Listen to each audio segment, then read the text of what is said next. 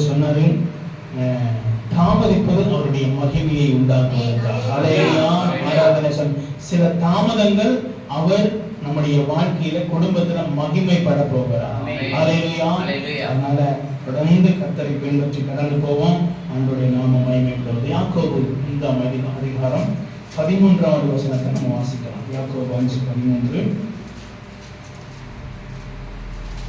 உங்களில் ஒருவன் துன்பப்பட்டால் ஜெபம் பண்ண கடவன், ஒருவன் மகிழ்ச்சியா இருந்தால் சங்கீதம் பாட கடவன். ஆமென். ஹல்லேலூயா.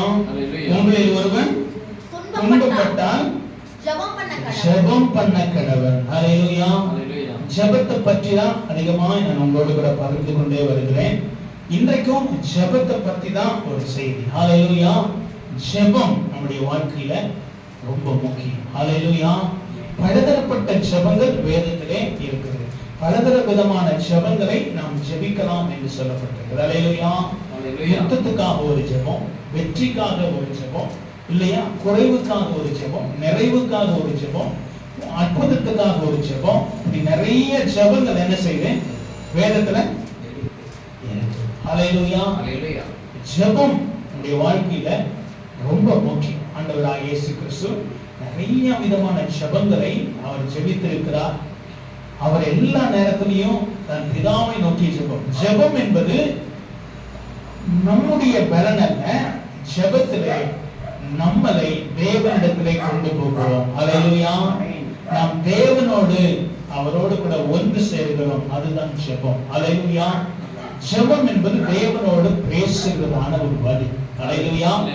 ஜெபம்னா ஒரு தேவனோடு செல்போன் எப்படி எதுக்கு அப்படின்னா ஒருத்தரோட பேசுறதுக்கு, இல்லையா, செல்போன். அதே போல ஜெபம் தேவனோடு பேசுகிறது. இப்ப இந்த இடத்துல அன்னுடைய வார்த்தை சொல்கிறது, உங்களில் ஒருவர் துன்பப்பட்டால் ஜெபம் பண்ண கடவன். உங்களில் ஒருத்தன் துன்பப்பட்டா என்ன பண்ணணுமா? ஜெபம் பண்ணணும். ஹல்லேலூயா. ஆண்டவருடைய சமூகத்துல நாம போய் ஜெபிக்கணும் அப்படின்னு என்ன செய்யறார்? துன்பப்பட்டா என்ன செய்யணுமா? நம்ம துன்பப்பட்ட நம்ம என்ன செய்வோம்? புலம்புவோம், முறுமுறுப்போம், என்ன சொல்லுங்க, கவலைப்படுவோம். அப்ப ஆனா பைபிள் என்ன நமக்கு கற்றுக் கொடுக்குது? துன்பப்படுகிறவன் ஜெபம் பண்ணு. ஹல்லேலூயா. துன்பப்பட்ட நமக்கு என்ன வரணும்? நமக்கு என்ன வருதுன்னா புலம்பல், முறுமுறுப்பு. ஏன் ஆண்டவரே இப்படி, ஆண்டவரே அப்படி, ஆண்டவரே என்ன செய்றீங்க ஆண்டவரே, நான் இங்க இப்படி செய்யறேன் ஆண்டவரே, நான் இப்படி இருக்கிறேன் ஆண்டவரே. இதுதான் நம்ம வார்த்தை. நம்ம மனிதர்கள். அதனால அது அப்படிதான் இருக்கும். நம்ம தூதர்களா இருந்தா அப்படி இருக்காது. நம்ம தேவதூதனா இருந்தா என்ன செய்யாது? எல்லாம் மேஜிக் அப்படியே நடந்துரும். ஆனா நம்ம மனுஷர். அப்ப ஆண்டவருடைய வார்த்தை சொல்லுகிறது, உங்களில் ஒருவன் துன்பப்பட்டா ஜெபம் பண்ணணும். அப்ப துன்பம் வரும் பொழுது நாம் ஆண்டவரை நோக்கி நாம் இருக்கணும். துன்பம் வரும் பொழுது முறுமுறுப்பு வந்துடும், சில பேருக்கு கவலை வந்துடும், போராட்டம் வந்துடும், சஞ்சலம் வந்துடும், தவிப்பு வந்துடும். இதெல்லாம் துன்பப்படும் போது ஒரு மனிதனுக்கு உண்டாகிற ஒரு காரியம். ஆனா வசனம் சொல்லுது, உனக்கு ஒரு கஷ்டம் வரும் பொழுது, உனக்கு ஒரு துன்பம் வரும் பொழுது, உனக்கு ஒரு போராட்டம் வரும் பொழுது நீ போய் ஜெபம் பண்ணு. ஹல்லேலூயா. எத்தனை பேர் இதை நம்ம செஞ்சிருக்கிறோம்? எக்ஸ்ட்ரீமா போகும்போது தான் செஞ்சிருக்கிறோம். ஆரம்பத்துல உடம்பு தள்ளி எல்லாம் முடிச்ச பிறகு அப்பயும் வழியே இல்லைன்னும் போது வழி இல்லாம எங்க போயிருக்கோம்? ஜெபத்துக்கு. ஆமா, அந்த வழி இருக்கிற வரைக்கும் நம்ம எங்கெல்லாம் வழி தெரியுமோ அங்க எல்லாம் தேடி போய் பார்த்து முட்டி மோதி மண்டையெல்லாம் உடைஞ்சு அதெல்லாம் மனசெல்லாம் உடைஞ்சு வழியே இல்லைன்னும் பொழுது உதறி தள்ளி மனசெல்லாம் நொந்து அதுக்கு பிறகு என்ன செய்வோம்? ஆண்டு சொல்றாரு, இல்ல, உனக்கு துன்பம் வந்தா நீ என்கிட்ட வந்துரு, நீ துன்பம் வந்தா என் சமூகத்துக்கு வந்துரு, உனக்கு ஒரு போராட்டம் வந்தா நீ என்கிட்ட வந்துரு அப்படின்னு ஆண்டவர் சொல்றாரு. ஹல்லேலூயா. ஹல்லேலூயா. துன்பம் வருதா, போராட்டம் வருதா, ஆண்டவருடைய சமூகத்துக்கு வந்துரு. ஹல்லேலூயா. மனுஷங்கிட்ட போகாது, மனுஷங்கிட்ட சொன்னாரு, ஆண்டவர்கிட்ட சொல்லுங்க. ஏன் அப்படின்னா அந்த ஜெபம் என்கிற ஒரு வழியை அவர் நமக்கு திறந்து கொடுத்திருக்கிறார். ஹல்லேலூயா. ஜெபத்தை பத்தி சொல்லவே இல்லைன்னா நம்ம யாருக்கிட்ட தான் போகணும்? மனுஷங்கிட்ட தான் போகணும். யாருக்கிட்டையாவது போகணும். ஆனா ஆண்டு சொல்றாரு, ஒருவன் துன்பப்பட்டால் என்ன செய்யணுமா? ஜெபம் பண்ண கடவன். ஹல்லேலூயா. அப்ப நம்ம ஜெபிக்கணும். எப்படிப்பட்ட ஜெபம்? ஆண்டவர்ட்ட போய் கேட்கணும். ஆண்டவரே, அண்ணாள் பாருங்க, தன்னுடைய குடும்பத்துல ஒரு துன்பம் அவங்களுக்கு வந்துச்சு இல்லைங்களா? அவங்க தேவ சமூகத்துல போய் ஜெபிச்சாங்க, எனக்கு ஒரு குழந்தையை தார ஆண்டவரே அப்படின்னு சொல்லி நம்ம ஜெபம். ஆண்டவர் சிலுவைக்கு வர்றதுக்கு முன்னாடி அவர் ஜெபித்துக் கொண்டே இருந்தார். ஆண்டவரே, நான் சிலுவையிலே நான் மரிக்கணும், நான் அதற்காக தான் வந்தேன் ஆண்டவரே. எல்லாவற்றிலும் ஆண்டவரே, நான் சிலுவை வரைக்கும் போக பிதாவை நோக்கி ஜெபித்துக் கொண்டே இருந்தார். உங்களுடைய சித்தத்தை செய்வதற்கு என்னை உடைய கரங்களில் ஒப்புக்கொடுக்கிறப்பா. எத்தனையோ சூழ்நிலைகள், எத்தனையோ போராட்டங்கள் அவரை நெருக்கினது. கூட இருந்த எல்லா ஜனங்களும் அவரை நெருக்கினார்கள் இல்லைங்களா? ஆனா பிதாவை நோக்கி ஜெபித்துக் கொண்டே இருந்தார். ஆண்டவரை நோக்கி ஜெபம் பண்ணி கொண்டே இருந்தார். அந்த ஜெபம் தான் நம்மளை சரியான வழியில நம்மளை கொண்டு போகும். ஹல்லேலூயா. பாருங்க, இதுக்கு எப்படி ஜெபிச்சிருக்கிறோம். ஆரம்பத்துல ஜெபம் பண்ணோம், ஜெபம் பண்ண பாத்தீங்களா ஒரு பெரிய விடுதலை இல்லைங்களா? ஜெபம் பண்ண ஆராதனைக்கு போல, பாட்டுக்கு போகல, ஆனா ஜெபம் பண்ணும்போது ஒரு விடுதலை வந்துச்சு இல்லைங்களா? அப்ப ஜெபம் எல்லா தடைகளை உடைத்து விடும். ஹல்லேலூயா. இஸ்ரவேல் ஜனங்கள் செங்கடலை கொண்டாடி நிற்கும் பொழுது மோசே ஜனங்கள் எல்லாம் பயந்து இருக்கிற நேரத்துல கர்த்தர் மோசேயை பார்த்து சொன்னாரு, உன் கையில இருக்கிற அந்த கோலை நீட்டி என்ன செய்யும்? அதை பிளந்து விடு. கர்த்தரோடு கூட இருக்கிற உறவு, அந்த ஜெபம், அந்த சத்தம் அதை சொன்னுச்சு, நீ இந்த செங்கடலை நீ பிளந்து விடு அப்படின்னு சொல்லிட்டு. ஹல்லேலூயா. ஆண்டவர் நம்மளோடு பேசுகிறது தான் ஜெபம். ஹல்லேலூயா.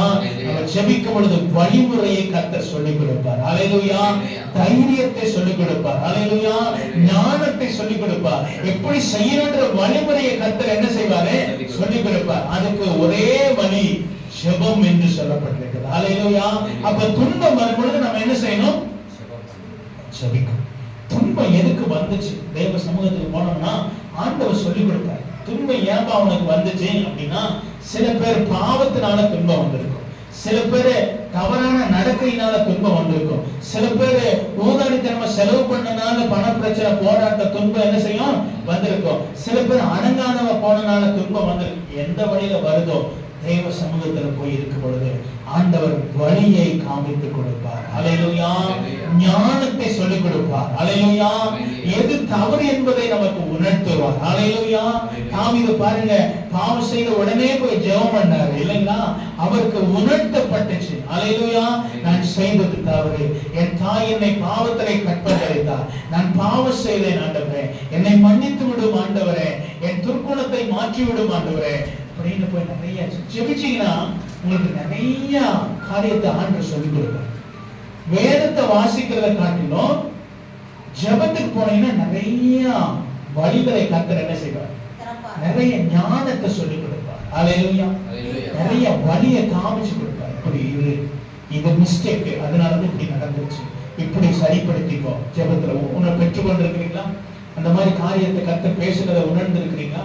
அப்ப ஆண்டவர் சொல்லிக் கொடுப்பார். அப்ப துன்பப்பட்டா ஒருத்தர் என்ன செய்யணும்? ஜெபம் பண்ணணுமா?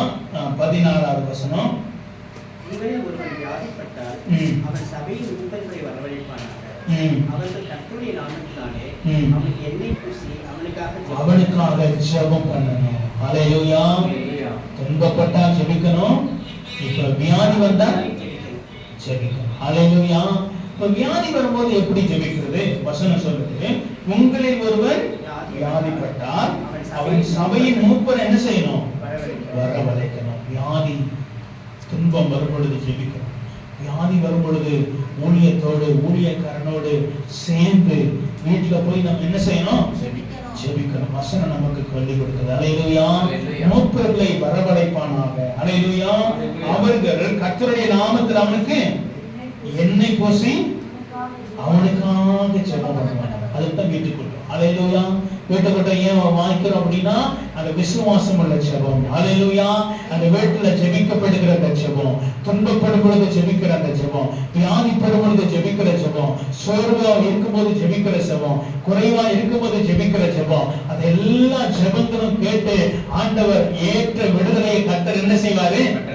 அவர் தருவார். அப்ப பாருங்க, துன்பம் வரும்போது கர்த்தரை நோக்கணும். ஆனா வியாதி வரும்போது நம்ம நம் சபையாராக கூடி வியாதிப்பட்ட சகோதரனுக்காக, பலவீனப்பட்ட சகோதரனுக்காக, சோர்ந்து போயிருக்கிற சகோதரனுக்காக, சகோதரிக்காக நம்ம எல்லாம் சேர்ந்து ஜெபிக்கணும் முடியும் வசனம் சொல்லுது. அல்லேலூயா. அந்த ஜெபம், விசுவாசம் உள்ள ஜெபம் எப்படிப்பட்டதாம்? வினியாவிய 15. அப்பொழுது விசுவாசம் உள்ள ஜெபம் வினியாவியை ரட்சிக்கும். கர்த்தர் அவனை எழுப்புவார். அவன் பாவம் செய்தவனானால் அது அவனுக்கு மன்னிக்கப்படும். ஹalleluya, ஹalleluya. அப்ப விசுவாசம் உள்ள ஜெபம். ஹalleluya. நம்ம எல்லாம் சேர்ந்து ஜெபிக்கும்போது என்ன வந்துரும்? விசுவாசம். ஒருத்தரால ஜெபம் பண்ணது என்ன வரும்? சோர்வு இன்னும் அதிகம். ஆண்டவரே 2 நாளா ஜெபம் பண்ணிட்டேன், 3 நாளா ஜெபம் பண்ணிட்டேன், 1 வாரமா ஜெபம் பண்ணிட்டேன், ஒண்ணுமே அசைய மாட்டேங்கிறேன், ஒண்ணுமே மாறவே மாட்டேங்கிறேன். விசுவாசம் வராது. என்ன வந்துடும்? ஆனா துன்பம் வரும்போது ஜெபிச்சது. ஹalleluya. ஏன் அப்படின்னா உங்களை முறுமுறுப்புகளை கொண்டு போய் வேற சிந்தனைக்கு கொண்டு போயிடும். பிரச்சனை போராட்டோட தேவ சமூகத்துக்கு போங்க, ஆண்டவர் பெரிய சமாதானத்தை தருவார், ஒரு ஆறுதலை தந்துடுவார், ஒரு பிசாசுடைய அந்த போராட்டங்களை நீக்கிடுவார். ஹalleluya. அவன் பண்ணுற தொந்தரவை கர்த்தர் மாத்திடுவார். கண்ணுக்கு தெரியாத, நம்மளால புலப்பட முடியாத இந்த ஆவிகள் இந்த இடத்துல என்ன செய்து நம்மளோட போராடி கொண்டே இருக்கும். சிந்த எண்ணங்கள் வழியா. எண்ணம் ரொம்ப பவர் ஜாஸ்தி இல்லைங்களா? எண்ணங்கள் வலிமை மிக்கது. இந்த எண்ணத்துல தான் எல்லாம் நடக்குது. அந்த எண்ணங்களை தான் பிசாசு கண்ட்ரோல் பண்ணுறான் தேவனும். அந்த எண்ணங்கள் வல்லமை உள்ளது. எண்ணங்களை என்னைக்கும் சரியா வச்சுக்கணும். எண்ணங்களை அதனாலதான் குதிரைக்கு என்ன போட்டிருக்கிறாங்க? ஏன்னா இந்த எண்ணம் இப்படி மாறிதான் அப்படி ஓடிடும். எண்ணம் கடிவாளம் ஏன் போடுறாங்கன்னா அந்த டைரக்ஷன், அந்த நோக்கம், அந்த பாதை அது மாறிடக்கூடாது அப்படின்றதுக்கா. அல்லேலூயா. அப்ப அது மாறாதபடிக்கு நம்முடைய கண்களில அந்த ஜெபம் அந்த டைரக்ஷனை நேர்படுத்தி பிசாசு நிறைய எண்ணத்தை கொண்டு வருவா. ஜெபம் பண்ணுங்க, அந்த தேவையற்ற எண்ணம் எல்லாம் மாறிடும். பார்த்துக்கீங்களா? அல்லேலூயா.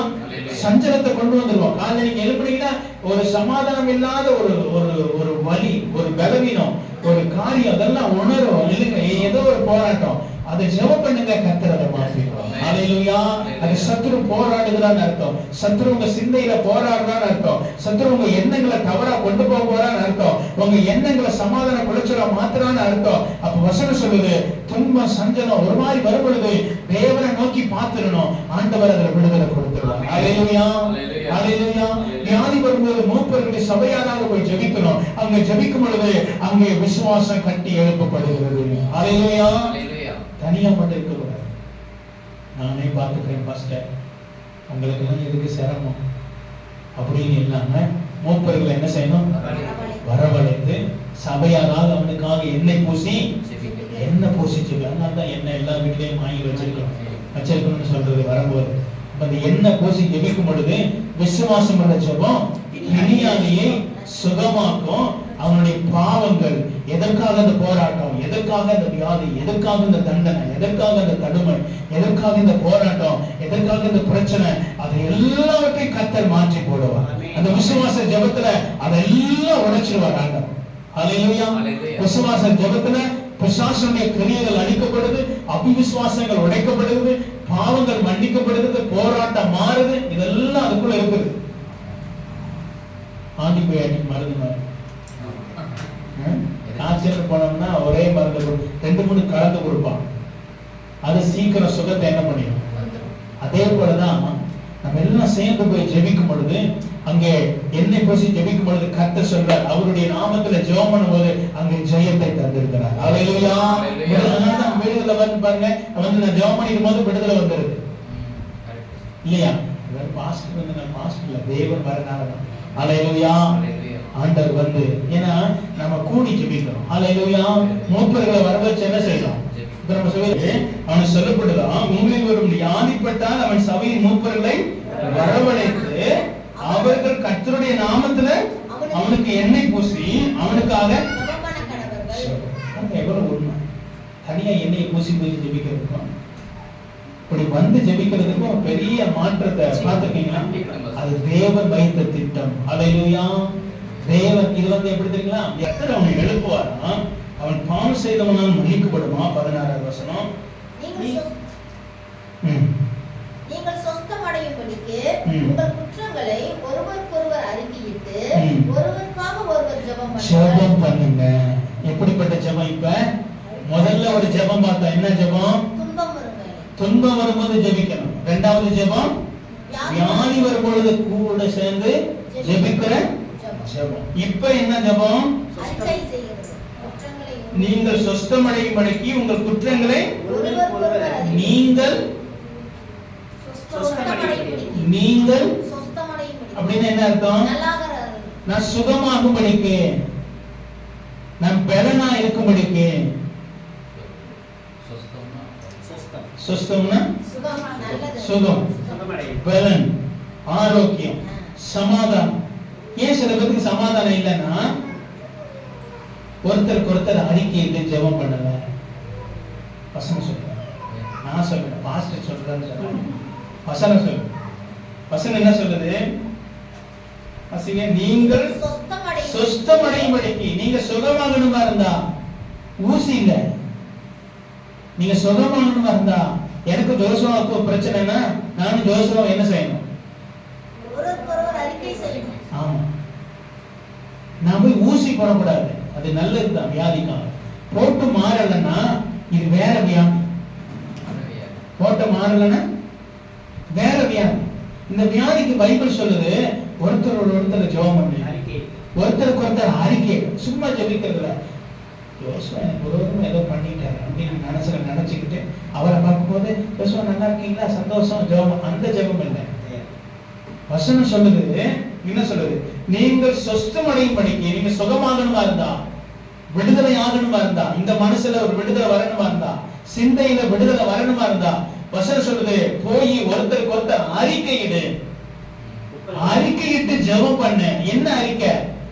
உங்களுக்கு விரோதமா நான் பேசிட்டேன், சங்கர் பிரதருக்கு விரோதமா நான் பேசிட்டேன். யாருக்கு விரோதமா பேசுறான் அவருக்கு அறிவார் இல்லையா? உங்களுக்கு விரோதமா நான் முறுமுறுத்துட்டேன், இல்லாட்டி அபியும் ஜோசுவாவும் உங்களை பத்தி நான் தப்பா நினைச்சிட்டேன். இதெல்லாம் வியாதியை கொண்டு வந்துடும். என்ன கொண்டு வந்துடும்? என்ன ஊசி போட்டாலும் சுகமாகலையா? புரிஞ்சுக்கணும். அப்ப அந்த சுகம் இல்ல. என்ன சுகம் வேணும் எனக்கு? அறிக்கை எடுக்கிற சுகம் எனக்கு வேணும். ஒப்புரவாகும். நானு சும்மா உட்கார்ந்து ஜபிச்சுக்கிட்டே இருந்தா என் வியாதி மாறாது. நிறைய ஜபங்களை நான் ஏற்கனவே சொல்லியிருக்கேன், சொல்லி தர போறேன்னு சொல்லி எத்தனையோ ஜபங்களுக்கு சொல்லி கொடுத்துருக்கேன். இந்த ஜபமும் அறிக்கை எடுக்கிற ஜபம். வியாதி மருந்து தேடுங்க. சில வியாதி குணமாகலையா, வேற எங்கேயோ பிரச்சனை, நான் ஜெபிக்கணும். ஒருத்தர் கணவன் மனைவியா ஜெபம் பண்ணணும். எப்படியோ யாரு மேல கசப்பு ஆண்டவர் உணர்த்துவார். ஜெபிக்க போனாலே உணர்த்திடுவார். அதை கடினப்படுத்தாதீங்க. அதை என்ன செய்யக்கூடாது? வியாதி குணமாகாது. பிசாசு ஐயோ நான் போய் ஒப்புர வாங்கினா இவர் என்ன நினைச்சுக்கிடுவாரு? பிசாசு ஐடியா கொடுப்பான், ஒப்புர வாங்காதமா. அவன் ஐடியா கொடுக்கறது நீ சுகமாகாம இருக்கிறதுக்கு தான், நீ விடுதலை ஆகாம இருக்கிறத அவன் ஐடியா கொடுக்கிறான். இப்ப பாருங்க, ஆண்டுடைய வார்த்தை சொல்லுது ஒப்புரவாகு. ரெண்டு பேருக்கும் நெருங்கிய உறவு இருக்கும்போது பிரச்சனை என்ன செய்யும்? வரத்தான் செய்யும். வராம இருக்கணும்.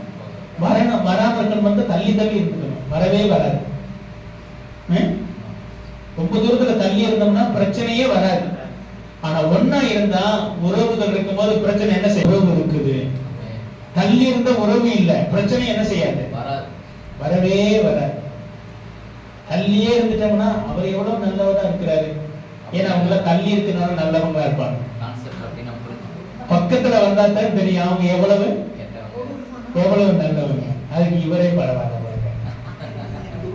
இல்லைங்களா? அப்ப உறவுகள் இருக்கிற வரைக்கும் பிரச்சனை. ஆனா அந்த பிரச்சனையில ஒப்புரவாகிறது ரொம்ப முக்கியம். அது தேவையில்லாத வியாதிகளை நமக்குள்ள கொண்டு வந்துடும், தேவையில்லாத சஞ்சலத்தை கொண்டு வந்துடும், தேவையில்லாத மன கடினத்தை கொண்டு வந்துடும். அது வியாதி எனக்குள்ள பெருக பண்ணிடும். எனக்குள்ள வியாதி தேவையில்லாத காரியம் உள்ள ப்ரொடியூஸ் பண்ண ஆரம்பிச்சிடும். ஏன் இந்த மைண்ட்ல இருக்கிற அந்த அமிலங்களை தேவையில்லாத உற்பத்தி பண்ணுகிற தன்மைகளுக்கு அந்த எண்ணங்கள்ல இருக்கு. அதனாலதான் சந்தோஷமா இருக்கேன். சாக போற ஆளை கூட சந்தோஷமா வச்சுக்கணும். ஆனா தேவையில்லாதவங்களுக்கு உற்பத்தி செய்யாத கவலை. துன்பம் வரும்போது ஜெபிக்கணும், வியாதி வரும்போது ஜெபிக்கணும். இங்க சொல்லுது ஒருத்தருக்கு ஒருத்தர் அறிக்கையிட்டு ஜெபம் பண்ணுங்க. ஆமென். ஹல்லேலூயா. அப்ப பாருங்க, நீங்கள் சொஸ்தமடையும்படிக்கு எப்படி தெளிவா எழுதியிருக்கிறார். நான் குணமாகும்படிக்கு, நான் சந்தோஷமா இருக்கும்படிக்கு, நான் பெலனா இருக்கும்படிக்கு நான் என்ன செய்யணும்? அறிக்கை. உட்கார்ந்துட்டு இருக்க கூடாது. அவர் மேலதான் நமக்கு கஷ்டம். யோசுவா வந்து என் மேல கசப்பு இருக்குன்னு வச்சுக்கணும், அவர் என் மேல கசப்பு இருக்கிறது எனக்கு தெரியாது, அவருக்கு தான் தெரியும் என்ன கசப்புன்றது. ஒருவேளை சங்கர் பிரதர் என் மேல கசப்பா நமக்கு தெரியாது. ஆனா வசனம் சொல்லுது, நீங்கள் சுகமாகணுமா இருந்தா நீங்க போய் ஒப்புறோம். எனக்கு தெரியல, எனக்கு இல்ல, அதனால எனக்கு இங்க கசப்பு இருக்குதான்னு எனக்கு தெரியல. ஆனா யாருக்கு உணர்த்துறாரோ அவங்க போயிடணும், அவர் வரட்டும் அப்படின்னு என்ன செய்யாதீங்க, உட்காந்து. ஏன்னா அவருக்கு தான் ஆக போறது இல்ல, யாருக்கு கசப்பு இருக்கோ அவங்க சரீரம் என்ன ஆக போகுது? வியாதி வரப்போகுது, பலவீனமாக போகுது, ஏதோ ஒரு பிரச்சனை ஆக போகுது உள்ளார. அதுக்கு ஊசியை போட்டுக்கிட்டே இருந்த வேலைக்கு ஆகாது. தேவனுடைய சமூகத்துல தேடி வந்து அவரோட பாருங்க, சகோதரரே உங்களுக்கு விரோதமா நான் இப்படிதான் நினைச்சிட்டேன், எனக்கு என்ன வந்துருச்சு, அதை என் மேல தப்பு, உங்களை தவறா பேசிட்டேன், என்ன மனுஷ அது மட்டும் செஞ்சு பாருங்க, ஒரு பெரிய ஹீலிங் வந்தது. ஹல்லேலூயா, ஹல்லேலூயா. வசனம் சொல்லு, கணவன் மனைவிக்கு அடிக்கடி பிரச்சனை என்ன பண்ணிடும்? வந்துதான் தீரும். ஏன்னா ஒரே அடுப்புல ஒரே வந்துதான் தீரும். பிள்ளைக்கு அப்பாவுக்கும் வந்துதான் தீரும். சரிப்படுத்தும் பொழுது என்ன, அப்பா எப்ப பார்த்தாலும் ஸ்ட்ரிக்டாக என்ன செய்யறாங்க சொல்றாரு. என் பிள்ளை யோசிப்பானா இருக்கும், எங்க அப்பா எப்ப பார்த்தா இப்படியே தான் சொல்றாரு அப்படின்னு சொல்லி.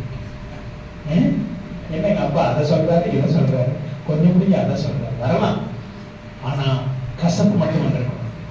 அப்பா மேல என்ன செய்யக்கூடாது, அதே மாதிரி மகன் மேல கசப்பு என்ன செய்யக்கூடாது, மனைவி மேல கசப்பு, கணவன் மேல கசப்பு, யாரு மேல. ஏன்னா அது வியாதியை கொண்டு வந்து வசனம் சொல்லுது, நீங்கள் சொஸ்தமடையும்படிக்கு அறிக்கையிடுங்க. நான் சுகமாகணும், அவ்வளவுதான் நாம நினைச்சுக்கணும். நான் சுகமாகணும், ஊசி போடுறதுனால இல்ல, டாக்டரை பாக்குறதுனால இல்ல. முதல்ல நான், அவர் வர்றாரோ வரலையோ, நான் சுகமாகிறதுக்கு நான் முன்னாடி போய் என்ன செய்யணும்? அறிக்கை செய்யும். பாருங்க அந்த வசனத்தை, நீங்கள் சொஸ்தமடையும்படிக்கு உங்கள் குற்றங்களை ஒருவருக்கொருவர் அறிக்கையிட்டு போனோம்னா ஜெபிச்சிடக்கூடாது. போனோம்னு வசனம் சொல்ல அறிக்கையிடு, போனோம்னு மனசுக்குள்ளேயே அவர் ஏதாவது என்ன தப்பா நினைச்சுக்கிறாரு, அதனால கையை பிடிச்சுக்கிட்டு யோசுவா நான் தவறு செஞ்சுட்டேன் அப்படின்னு என்னன்னு தெரியாது. ஆனா வசனம் சொல்ல அறிக்கையிடு, அறிக்கையிட்டு நான் அடுத்த என்ன செய்யணும்? அறிக்கிறது என்னது? இந்த மாதிரி யோசனை வந்துருச்சு, இந்த மாதிரி உங்களை நினைச்சிட்டேன், இந்த மாதிரி நடந்துருச்சு, என்ன மன்னிச்சு. அல்லேலூயா. ஏன் தெரியுங்களா அறிக்கையிட சொல்லியிருக்கு? ரெண்டு காரணம். ஒண்ணு, இந்த அறிக்கையை தேவன் கேட்கிறார், அறிக்கையை பிசாசு கேட்கிறார். அதன் அடிப்படையில் உங்களுக்கு விடுதலை வந்து சேரும். அல்லேலூயா. வாயிலே முழுங்க கூடாது, அறிக்கை வெளியே வந்துடும். வாயிலிருந்து வெளியே என்ன பண்ணணும்? தவற நினைச்சிட்டேன் சொல்லுங்க. ஏன்னா நீங்க உள்ள வச்சுக்கிட்டே இருந்தீங்கன்னா அது பிசாசு ஆயுதமா பயன்படுத்தி உங்களை இன்னும் கசப்புக்குள்ள கொண்டு போயிடுவான். காரணம் இல்லாத கசப்பு, காரணம் இல்லாத கோபம், காரணம் இல்லாத எரிச்சல் அப்படியே உருவாகிடும். காரணமே இருக்கிறது என்ன வந்துடும்? கோபம் வந்துடும். என்னடா ஒரு தப்புமே செய்யல, என்ன செய்யறாங்க? பிசாசு கொண்டு வந்துடுவான். அப்ப நம்ம சுகமாகமா இருந்தா வசனம் சொல்லுது, நீங்கள் சொஸ்தமடையும்படிக்கு ஒருவருக்கு ஒருவர் அறிக்கையிட்டு ஒருவருக்காக ஒருவர் என்ன செய்யுங்க? ஜெபம் பண்ணுங்க. நீதிமான் செய்யும் ஊக்கமான வேண்டுதல் மிகவும் பலனுள்ளதாக இருக்கும். அங்க நம்ம நீதிமானா மாறிடுறோம். ஆமென். நீங்க அறிக்கையிடலன்னா நீங்க நீதிமான் கிடையாது. ஜெனியூனா இருந்து ஜெபம் பண்ணவனா வசனம் சொல்லுது நீதிமான். ஹல்லேலூயா. இல்லாட்டி சொல்லுவாங்க பாரு, பாவத்தை மறைச்சிக்கிட்டே அறிக்கையிடுறாங்க. பிசாசு சொல்லுவான், தேவன் சொல்லுவான். அது விடுதலை வரவே வராது. இல்ல மாய்மானமா பண்ணிடுவாங்க. பிசாசை மாய்மானமா கொண்டு போயிடுவோம். நல்லா நடிப்பாங்க, கையை பிடிச்ச சோத்திரம் பிரதர் அப்படின்னு சொல்லுவாங்க. அங்கிட்டு போனதான் தெரியும், நான் எங்க சொன்னேன், அவர் சொன்னதுக்காக நான் சொன்னேன் சொல்லுவாங்க. அப்படிலாம் இருக்கு. அப்படி அது குணமடையாது. அவங்க வாழ்க்கை முன்னேறாது, ஈடேறாது. ஏன்னா சில இதுகள், குட்டி சாத்தங்கள், பிசாசுகள் அந்த போராட்டத்தின் ஆவிய வீட்டுல தங்கிதான் இருக்கும். இருதயத்துல சிந்தையில நிறைச்சிக்கிட்டே இருக்கும். கோபத்தை கொண்டு வந்துடும். காரணமே இல்லாம என்ன வந்துடும்? கோபம் வந்துடும். ஒண்ணுமே இருக்காது கோபம். ஏன்னா அந்த கசப்பு உள்ள இருந்து என்ன கொண்டு வருது? கோபம், வெறுப்பு, வைராக்கியம், சஞ்சலம் எல்லாத்தையும் கொண்டு வந்துடும். ஆனா அறிக்கையிட்டுட்டா அவ்வளவும் கலைக்கு பூச்சிக்கொல்லி மருந்து அடிச்ச மாதிரி. அல்லேலூயா. பூச்சிக்கொல்லி மருந்து கலைக்கு அடிச்சோம்னா என்ன? எல்லா கலையும் செத்து போயிடும். எந்தெந்த கலை இருக்குதோ அது புல்லா இருக்கலாம், நஞ்சா இருக்கலாம், கொடியா இருக்கலாம், வேற என்னென்ன சரியா இருக்கலாம், எல்லாமே போயிடும். பயிர் பாதுகாக்கப்படும், இந்த உயிர் பாதுகாக்கப்படும்.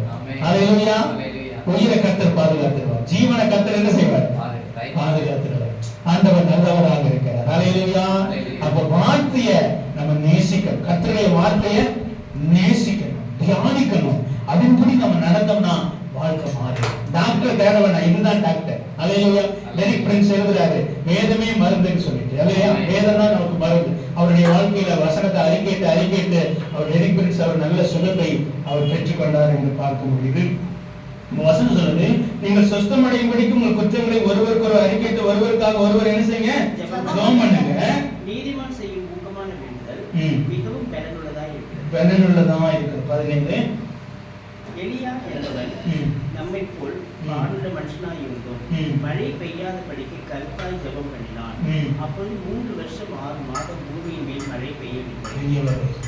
சரியான ஜெபம். அல்லேலூயா. சரியான நிலைமையை அறிந்து ஜெபிக்கிற ஜெபம். புலம்புகிறது இல்ல, இந்த நிலைமையை அறிந்து ஜெபிக்கிறது. அல்லேலூயா. இந்த ஜெபம் எவ்வளவு வித்தியாசமான ஜெபங்கள் இருக்கு பாத்தீங்களா? பைபிள்ல எத்தனை, இந்த 4 வசனத்திலே எவ்வளவு பெரிய ஜெபங்கள், எத்தனை விதமான ஜெபங்கள் நமக்கு இருக்குது. அப்ப வசனம் சொல்றது எலியா போல ஜெபிக்கிற ஜெபம். எலியா எப்படி ஜெபம் பண்ணா? சூழ்நிலையை கண்டு அந்த நிலைமையை புரிந்து வளவளன்னு போராடல, முறுமுறுக்கல, என்ன ஆண்டவரே அப்படின்னு கேட்கல, கருத்தா ஜெபம். அல்லேலூயா. அப்ப கருத்தா ஜெபிக்கிற ஜெபம், ஞானமா ஜெபிக்கிற ஜெபம். புலம்பிக்கிட்டே எஞ்சி வர்றதில்லை. ஆண்டவருடைய சமூகத்துல போய் என்ன செய்யறது? புலம்பி தீர்த்துருவாங்க. அது இல்லை. ஏலிக்கு தெரிஞ்சு அண்ணா ஜெபிக்கிறது புலம்புன்னு சொல்லிட்டு, ஆனா அண்ணாவுக்கு தெரியும் இருதயத்தை ஊற்றி ஜெபிக்கிற நான் புலம்பல. அல்லேலூயா. புலம்ப கூட ஜெபத்துல, ஆனா அறிக்கையிடல் ஒப்புரமாக தேவனோடு கூட அவருடைய சத்தத்துல நம்மளை ஒப்பு கொடுக்கணும். அப்ப பாத்தீங்க அப்படின்னா எலியா கருத்தா என்ன செய்ய, நம்ம போல பாடுற மனுஷனா இருந்தோம், கருத்தாய் ஜெபம் பண்ணினான். அப்பொழுது 3 வருஷமும் 6 மாதம் பூமியின் மேல என்ன செய்யல? பெய்யல. ஆனா மறுபடியும் அடுத்த வருஷம் மறுபடியும் ஜெபம் பண்ணினான். மறுபடியும் எதுக்கு ஜெபம் பண்ணாரு? மழை பெய்யணும். அப்புறம் ஜெபம் கருத்தா ஜெபம் பண்ணணும். எது வேணும், எது வேணும். மழை வேணும் ஜெபம் பண்ணாரு, இப்ப மழை வேணும்னு ஜெபம் பண்ணுவோம். அந்த சூழ்நிலையை அறிஞ்சு நம்ம சரியா என்ன செய்யணும்? வேலையே இல்லையே ஆண்டவரேன்னு சொல்ல வேணாம், இந்த வேலை இயேசு நாமத்துல வரட்டும்னு சொல்லி ஜெபிக்கணும். அல்லேலூயா. கருத்தா என்ன செய்யணும்? ரொம்ப புலம்ப வேணாம். ஆண்டவரே இத்தனை கடை இருக்கு, இவ்வளவு இருக்குது, இதெல்லாம் அதெல்லாம் கட்டி முடிக்கணும், ஆண்டவரே எனக்கு ஒரு வேலையை தாங்க, அப்படி போவேன் ஜெபம். அதெல்லாம் அவருக்கு ஏற்கனவே எத்தனை டியூ கட்டுறீங்கன்னு ஆண்டவருக்கு என்ன செய்யும், எவ்வளவு பிரச்சனைன்னு ஆண்டவருக்கு அதெல்லாம் சொல்லிதான் வேலைக்கு போகணும்.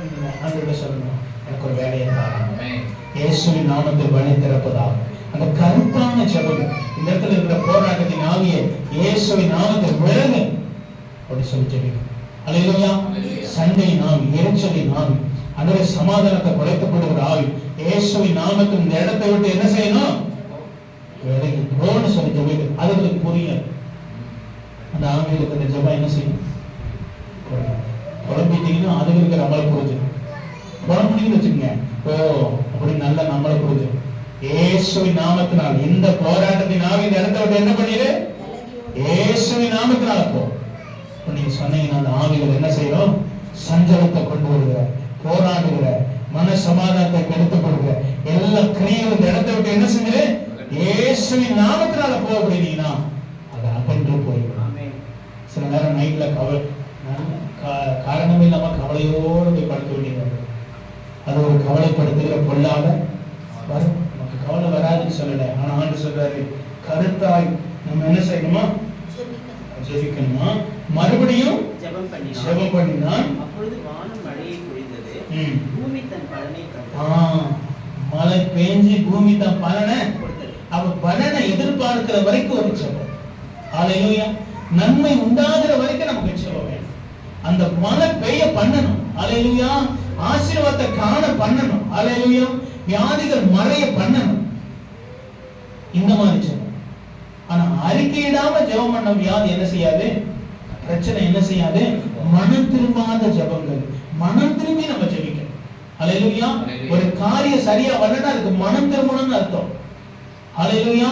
ஒரு சூழ்நிலை மாறலன்னா அதுக்கு நம்ம மனம் திரும்பணும்னு அர்த்தம். எதுக்கு மனம் திரும்பி அதுக்கு நம்ம ஜெபிக்கணும். ஆண்டவர் சில நேரம் தாமதிப்பார் அப்படின்னா அவர் நன்மை உண்டாகிறதுக்கு தான். ஆனா நம்ம அவரை தாமதம் பண்ணிடக்கூடாது. ஹல்லேலூயா. அவர் தாமதமா வர்றது வேற, ஆனா நம்ம அவரை தாமதப்படுத்துறது வேற. ஹல்லேலூயா. நாம தாமதம், ஏன்னா நம்ம பாவம், நம்முடைய ஒப்புரவாதல், நம்முடைய இதெல்லாம் சரியா இல்லாட்டி அவர் தாமதமா தான் இருப்பார். ஹல்லேலூயா. இயேசு இன்னும் ஏன் சீக்கிரம் வரல அப்படின்னா தாமதமா இருக்கிறாருன்னா இன்னும் சரியான ரட்சிப்புகளை கொண்டு போற அளவுக்கு யாருமே இல்லை. அவர் பார்க்கிற பார்வையில பார்த்தா எல்லாமே பாவிகளா தான். இன்னும் சரியா சபை என்ன செய்யல, இன்னும் சரியான ஒரு இதுக்குள்ள ரட்சிப்பு சபைக்குள்ள வரல. இன்னும் மன திரும்புதல் சபையிலேயே இன்னும் சரியா நடக்கல. இன்னும் சபையிலேயே இன்னும் ஜெபிக்கிறவர்கள் இன்னும் அதிகமா எழுப்பல. அப்ப அதனாலதான் தாமதம் பண்ணிக்கிறாங்க. நிறைய பேர் மனம் திரும்பணுமே, இப்பயே நான் போயிட்டேன்னா எல்லாரும் நரகத்துக்கு போயிட்டு வந்துடுறேன், குமாரனுடைய ரத்தம் வீணா போயிருவேன், இப்பதான் பாக்குறாரு, இப்பயே குமாரன் அனுப்புனா இவ்வளவு பேர் நரகத்துக்கு போனாங்கன்னா என் குமாரன் சிந்தின ரத்தத்தினுடைய மகிமை வீணா போயிருவேன், அதனால இதை கொஞ்சம் பொறுத்திருக்கான். ஹல்லேலூயா. அப்ப பாருங்க, நம்ம எப்படிப்பட்ட ஜெபங்களை ஜெபிக்கணும். துன்பம் வரும்போது ஜெபிக்கணும். வியாதி வரும்பொழுது எப்படி ஜெபிக்கணும். வியாதி வரும்போது தனியா இல்லை, சபையாரோட என்ன செய்யணும், சேர்ந்து ஜெபிக்கணும். விசுவாசம் உள்ள ஜெபம், விசுவாசத்தை கற்றுக்கணும். அடுத்து என்ன பார்த்தோம், அறிக்கையிட்டு ஜெபிக்கிற ஜெபம், கருத்தாக சரியானதாக, எது வேணும் எது வேணாம். ஹல்லேலூயா. அதுக்கெல்லாம் நம்ம என்ன செய்யணும், இது வேணும் ஆண்டவரே, இது வேணாம் ஆண்டவரே. அதுக்காக தேவையில்லாத வேணும்னு கேட்டாருங்க, அதெல்லாம் வராது. ஹல்லேலூயா. தேவை உள்ளது வரும். ஹல்லேலூயா. தேவையில்லாத வராது. ஹல்லேலூயா. அப்ப சரியா ஜெபம். பிசாசு தேவையில்லாத கொடுப்பான், தேவையில்லாத தடுத்திருப்பான், அதுக்கு நம்ம ஜெபிக்கணும். அப்ப ஜெபத்துக்கு ஞானமா ஜெபம் பண்ணணும். பிசாசு தடுத்திருந்தானா அதை உடைச்சிடணும். ஆண்டவர் வேணான்னு சொன்னா அதுக்கு நம்ம தேடக்கூடாது. ஹல்லேலூயா. அப்ப இதெல்லாம் நம்முடைய வாழ்க்கையில நமக்கு இன்னொரு வசனத்தை வாசிக்கலாம். சங்கீதம் 119:25. என் ஆத்துமா மண்ணோடு ஒட்டி கொண்டிருக்கிறது, உமது வசனத்தின்படி என்னை உயிர்ப்பியும். என் ஆத்துமா மண்ணோடு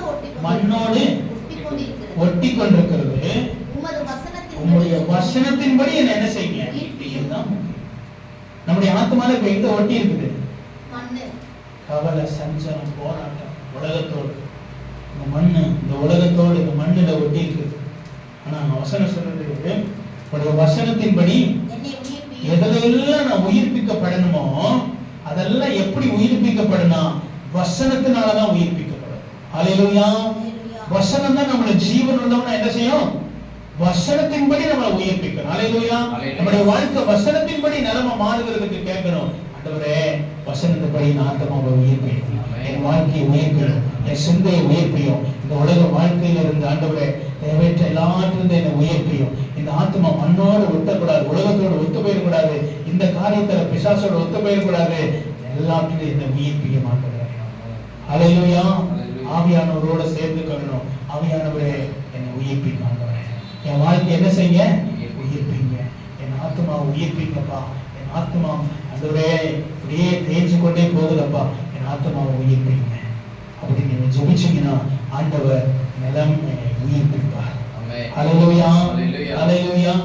தலைப்பு என்னன்னா ஜெபம் என்கிற ஒரு திறவுகோல். இதெல்லாம் ஒரு சாவி, ஜெபத்தில் இருக்கிற ஒரு சாவி. ஒவ்வொரு சாவி நம்ம திறக்கணும்.